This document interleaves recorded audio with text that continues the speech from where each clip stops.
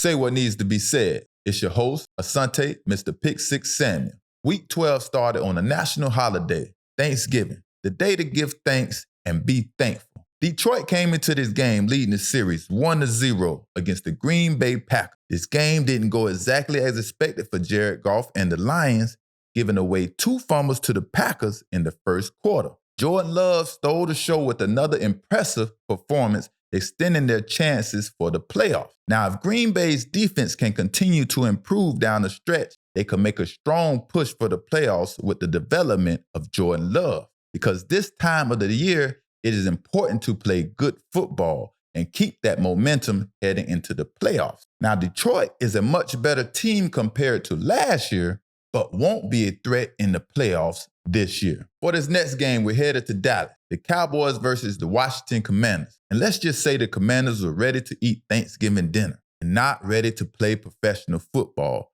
losing by a deficit of 35 points. Now, Micah Parsons and Jonathan Hankins led the defense with 4 sacks and 8 hits on the quarterback, keeping Sam Howell under pressure all game. Now, the Defensive Player of the Year is self-explanatory after DaRon Bland's record-breaking 5th interception for a touchdown of the season. Shout out to DaRon Bland. He's having a crazy and amazing season after replacing the Pro Bowler All-Pro Trayvon Diggs. DaRon Bland may be the most valuable player on the defense right now. And Washington is expected to be in the market for a new head coach, maybe Bill Belichick. Now let's go to Seattle for the battle of the NFC West, where Brock Purdy continues to impress and prove the critics wrong. The 49ers dominated the first half, gaining 16 first downs to Seattle's 3 and 4 for 8 on third down, making this game not so competitive. And if there's any doubt about Brock Purdy, you must not be watching the game. Now we're headed to New York again with the first game on Black Friday in the history of the NFL. The Jets finally decided to make a change at quarterback and bench Zach Wilson for Tim Boyle, but still ended up with similar results. Now, the injury to Jalen Phillips is the biggest takeaway from this game for the Dolphins. He was on his way to a career year, almost tying his career high in sacks through week 12. Miami Dolphins are in control of the division, but the fight over the number 1 seed still continues. Now, Baltimore Ravens and Dallas Cowboys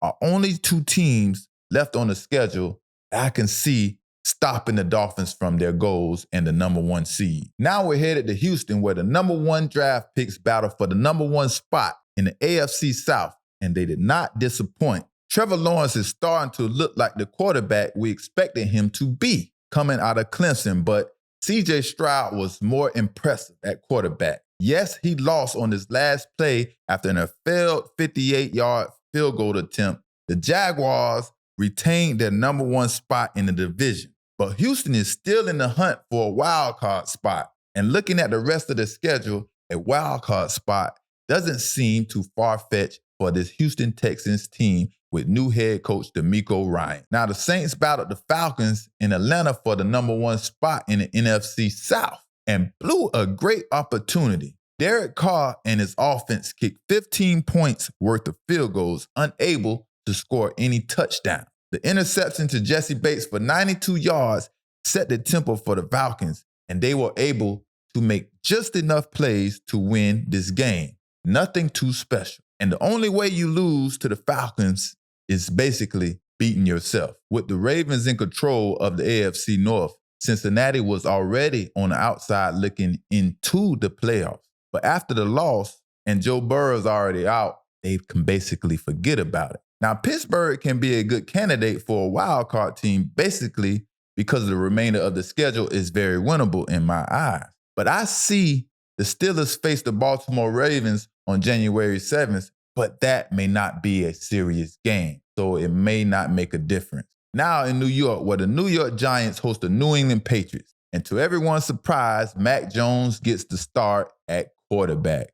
I know, everyone is surprised. And this was an awful game to watch, man. Just bad, sloppy football everywhere. But a victory is a victory, and New York Giants got the victory. That's all I got to say on that. Now moving on. Now we are in Philly, where Josh Allen is desperate to get back to his winning ways. A win for the Buffalo Bills keep their playoff chances alive, and Jalen Hurts looks like he may be having problems with his knee and not 100%.